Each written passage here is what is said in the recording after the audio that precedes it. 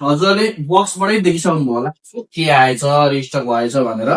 हजुरले एकदमै मन पराउनु भएको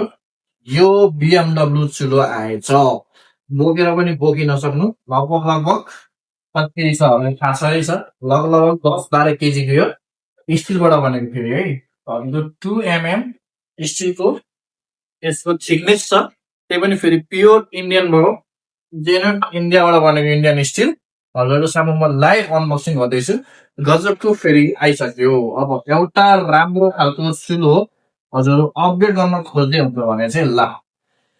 अब अपग्रेड गर्ने बेला आइसक्यो हेर्नुहोस् है हजुरलाई म fresh out of box unboxing सिरिजमा देखाउँदैछु गजब के यो BMW चुलो टक्क हजुरहरूको लुप्त भनेर देखिने हाम्रो अब यसको म हजुरलाई सबै रिबन सिबन काटेर पनि हामी पनि अब भिएको भइसक्यो रिबन सिबन काटेर पनि देखाइदियो होइन यसमा र फुल हजुरले फ्रेस चुलो पनि हेर्न सक्नुहुन्छ है ल यहाँ टक्क रिबन पनि काट्यो भने यसको पनि हटाइदियो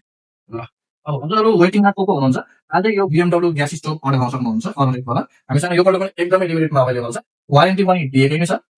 मिरर फिनिसिङमा अटोमेटिकमा होस् अथवा ग्यासमा लाइटरबाट चल्ने होस् सबैबाट चल्न मिल्ने खालको यो गजबको BMW ग्यास स्टोभ अर्डर गर्नुहोस् आजै